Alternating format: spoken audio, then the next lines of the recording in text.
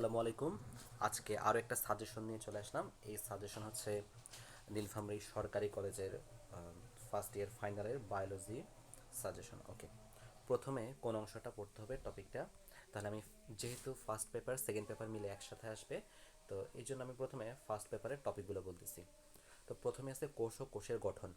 এখানের মধ্যে যতগুলো অঙ্গাণু আছে তুমি সবগুলার কাজ পড়ে যাবা, অবশ্যই অবশ্যই চিত্র সহ। এরপরও কিছু জিনিস থাকে না অনেক বেশি ইম্পর্টেন্ট, যেগুলো না পড়লেই না। তখন তুমি লাইসোজোম, মাইটোকন্ড্রিয়া, ক্লোরোপ্লাস্ট এগুলোর গঠন এবং কাজ পড়ে যাবা চিত্রসহ। গলগি বডি, রাইবোজোম, সেন্ট্রিওল এগুলো মাস্ট পড়ে যাবা। বাকি সবগুলো যদি পড়তে পারো তোমার জন্য বেটার হয়। দেন এইবার আসার মতো আমার মতে খুব একটা গুরুত্বপূর্ণ টপিক হচ্ছে ট্রান্সক্রিপশন এবং ট্রান্সলেশন। আগে পড়া থাকলে এটা পড়িও, যদি আগে পড়া না থাকে আপাতত বাদ দাও। একটা প্রশ্ন আসতেও পারে না আসতে পারে, এটা হচ্ছে ফ্লুইড মোজাইক মডেল। ইম্পর্টেন্ট আছে কিন্তু কেন জানি সরকারি কলেজে দিতে চায় না।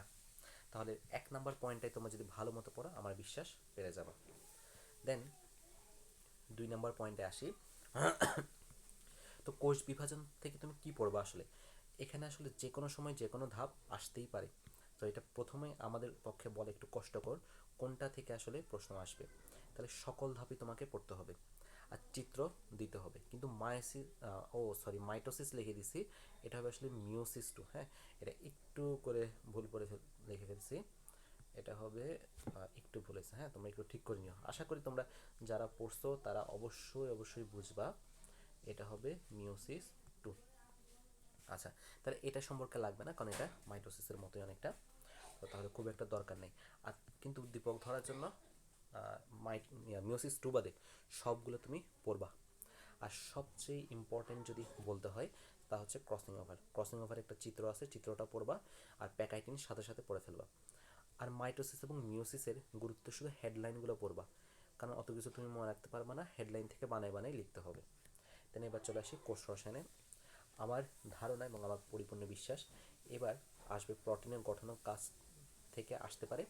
আর প্রোটিনের গঠন কাজ যে পারবা সে এনজাইমের গঠনও অনেকটা পাইরে যাবা, কাজও পেরে যাবা। আর এনজাইমের ক্রিয়া কৌশল একটা তালা চাবির কৌশল আছে, এই কৌশলটা তোমরা পড়ে যাবা, এটা হয়তো ঘতে আসবে। প্রোটিন এনজাইম কাছাকাছি পড়লেই তোমরা বুঝতে পারবা।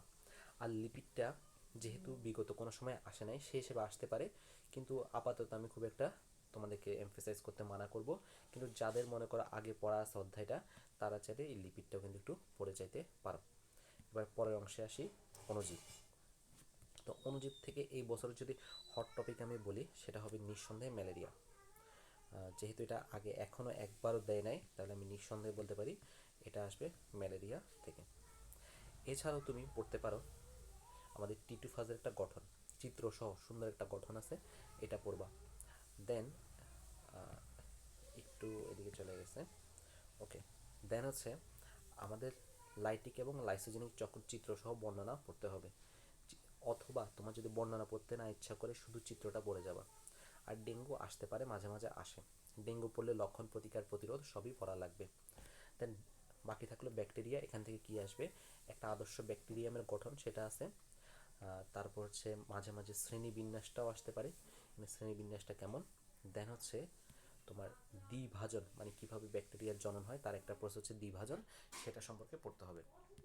দেন আমাদের সর্বশেষ অধ্যায় শৈবাল ছত্রাক থেকে আসি। তো শৈবাল ছত্রাকের শৈবালের একটা পার্ট হচ্ছে ইউরোথ্রিক্স। তো ইউরোথ্রিক্সের গঠনটা খুব ইম্পর্টেন্ট, চিত্রও লাগবে, তার জননগুলোও পড়ে নিবা চিত্রসহ। আর ঠিক একইভাবে ছত্রাকের একটা গুরুত্বপূর্ণ হচ্ছে অ্যাগারিকাস, তার গঠন এবং জনন পড়ে নিবা। লাইকেন কি, শৈবাল ছত্রাক মিলে যেটা গঠন করে সেটা হচ্ছে লাইকেন, পাশাপাশি পড়ে নিবা লাইকেনের বৈশিষ্ট্য। আর যদি কেউ আগে না পড়ে থাকো লাইকেনটা সম্পূর্ণ একটা রিডিং দিয়ে নিতে পারো। এবার আসি প্রাণীর বিভিন্নতা শ্রেণীবিন্যাস। এটা এবং অধ্যায় 1 এবং অধ্যায় 2 আশা করি মিলাই দিবে। তো এখানে পড়ার ক্ষেত্রে যতগুলো পর্ব আছে তার সবগুলো বৈশিষ্ট্য পড়বা। এখন বৈশিষ্ট্য তুমি আলাদা আলাদাভাবে পড়তে অনেক সময় লাগবে। দেখবা একাইনোডার্মাটার পরে বই একটা ছক আছে, সেই ছকটা তুমি পড়ে ফেলবা। আর উদ্দীপক অনেক সময় বুঝতে পারি না, উদ্দীপকে কিছু বিশেষ গঠন থাকে, সাধারণত দেখা যায় রেচনতন্ত্রগুলো নিয়ে উদ্দীপকগুলো দেয়। কোনটা রেচনতন্ত্র কি সেটা পড়ে যেতে হবে, তাহলে উদ্দীপক পারবা। আর চিত্রগুলো পড়ে যাবা, যা চিত্র পারো তাই পড়বা।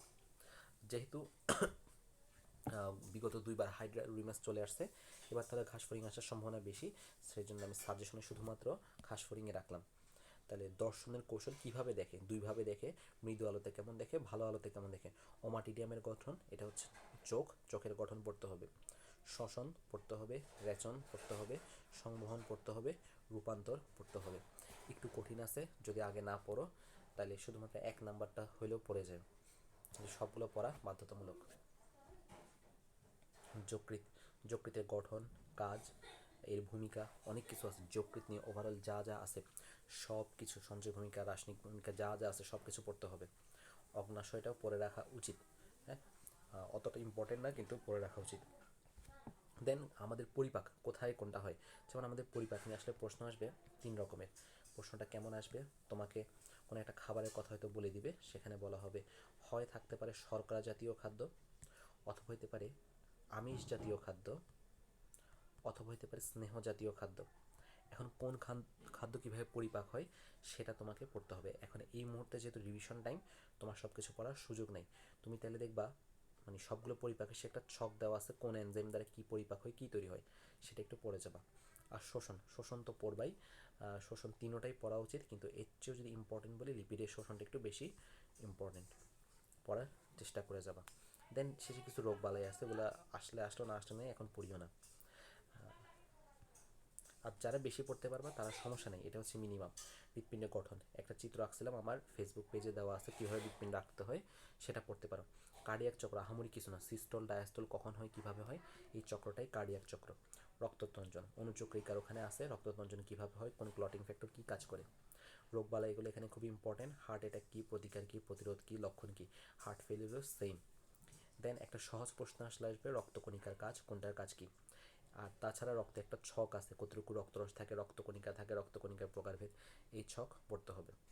আর দেন শ্বসন শ্বাসক্রিয়া, ফুসফুসের গঠনটা পড়ে যাবা, সহজ গঠন, আহামরি কিছু না। এরপর হচ্ছে কীভাবে অক্সিজেন পরিবহন হয় আর কীভাবে কার্বন ডাইঅক্সাইড পরিবহন হয়। এটার পাশাপাশি কেউ যদি সময় করতে পারো সে ইয়াটাও পড়ে যাবা, প্রশ্বাস নিঃশ্বাস কার্যক্রমের, স্নায়ুতন্ত্রটা লাগবে না, জাস্ট প্রশ্বাস নিঃশ্বাস কার্যক্রম কীভাবে সংঘটিত হয় আসলে, কোন পেশির কী হয় না হয়, এটা কেন সক্রিয়, এটা কেন নিষ্ক্রিয় প্রক্রিয়া, এই টপিকগুলো একটু করে পড়ে যাবা। এটুকু পড়লে আমার বিশ্বাস কমন পেয়ে যাবা। দেন হচ্ছে আমাদের একটা রোগ বালের মধ্যে এখানে ইম্পর্টেন্ট আছে সাইনোসাইটিস, এই সাইনোসাইটিস পড়ে যাবা। বাকি অটাইটিস মিডিয়া পড়লে পড়ছে, না পড়লে নেই, মোটামুটি এগুলো হচ্ছে ইম্পর্টেন্ট, যতটুকু পারো পড়ে যাও। আর বায়োলজি প্লাস পর মূল মন্ত্র হচ্ছে চিত্র, বায়োলজি প্লাস পর মূল মন্ত্র হচ্ছে চিত্র। আর যারা এখনই হতাশ হয়ে যাচ্ছ, কালকের পরীক্ষা কি হবে না হবে বুঝতেছ না, তারা মনে রাখবা, অলওয়েজ মনে রাখবা, আর্জেন্টিনা যদি কামব্যাক দিতে পারে তুমি কেন নয়, আর্জেন্টিনার মতো একটা কামব্যাক দাও।